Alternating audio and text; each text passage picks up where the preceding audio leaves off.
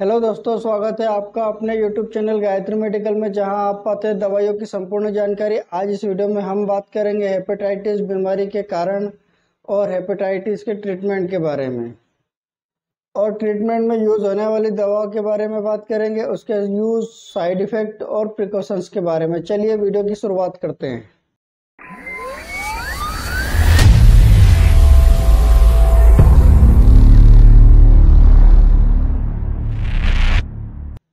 Hepatitis बीमारी की बात करते हैं तो यह लीवर से जुड़ी एक बहुत बड़ी समस्या है, जिसमें लीवर पर सूजन आना और लीवर पर इन्फेक्शन होना। जान लेते हैं हेपेटाइटिस बीमारी के कारण।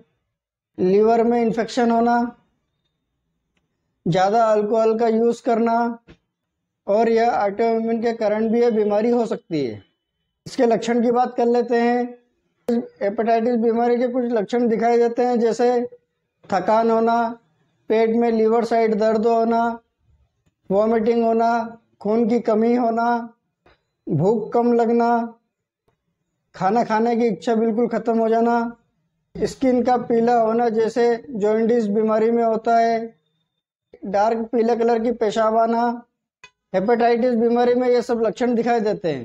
हेपेटाइटिस बीमारी की बात करते हैं तो यह 5 अलग अलग प्रकार की होती है, जैसे hepatitis A, hepatitis B, hepatitis C, hepatitis D और हेपेटाइटिस ई। ये 5 तरह के हेपेटाइटिस होते हैं, जिसमें हेपेटाइटिस ए और ई कंटेमिनेटेड फूड के कारण और ड्रिंक के कारण हो सकता है, और यह साफ सफाई की कमी के कारण भी हो सकता है, और ये लक्षण वायरल डिसीज के अंदर आते हैं। हेपेटाइटिस बी और सी की अगर बात करते हैं तो यह इन्फेक्टेड व्यक्ति और सामान के कारण फैलता है, जैसे निडल, बॉडी फ्लूइड। इसके ऐसे कई कारण हो सकते हैं जिसके कारण यह फैलता है, और यह बहुत ही घातक होता है, और यह बहुत ही डेंजरस होता है। हेपेटाइटिस डी की बात करते हैं तो यह ब्लड कांटेक्ट में आने के कारण फैलता है, और यह ज़्यादा हार्मफुल नहीं होता है। इसमें सबसे ज़्यादा खतरनाक हेपेटाइटिस बी और सी होता है।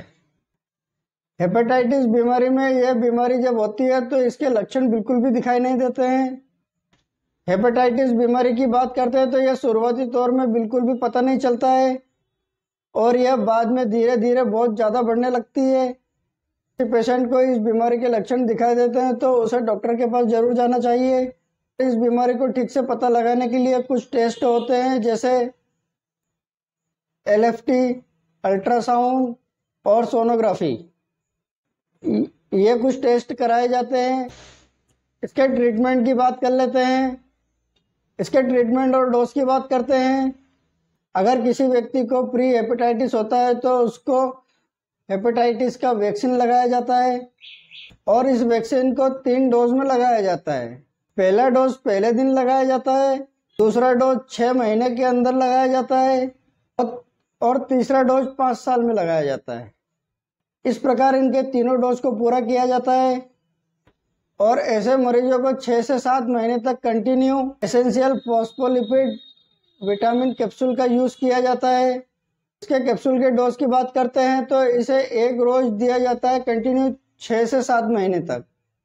अगर किसी व्यक्ति को हेपेटाइटिस बीमारी अगर ज़्यादा लंबे समय से है तो उसके लिए उसको राइबाविरिन 400 mg कैप्सूल दिया जाता है, या लेमोवोडिन टेबलेट दी जाती है।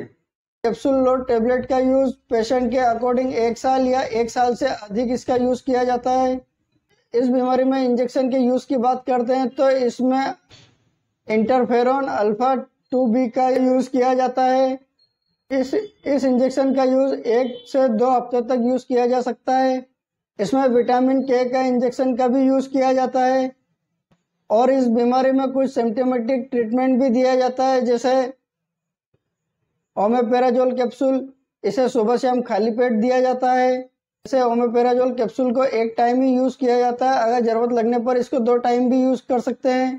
डोमपेरिडोन टेबलेट का यूज़ किया जाता है। अगर किसी व्यक्ति को वॉमिटिंग जैसा फील होता है तो उसमें इस टेबलेट को दिया जाता है। इसमें डुफालेक्स सिरप का भी यूज़ किया जाता है, क्योंकि कभी कभी पेशेंट को कॉन्स्टिपेशन की समस्या होने लगती है, इसलिए इस सिरप का भी यूज़ किया जाता है। इस सिरप को आप खाना खाने के बाद 10-10 ml ले सकते हैं।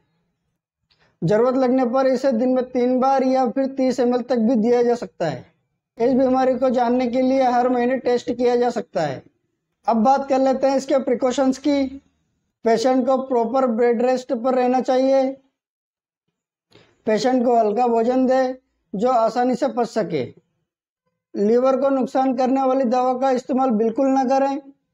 Ciprofloxacin, erythromycin, azithromycin, rifampicin, metformin, ACE inhibitor, anticoagulants, valproate, इसके अलावा और भी बहुत सारी दवाइयाँ हैं जिसका आप इस्तेमाल बिल्कुल ना करें।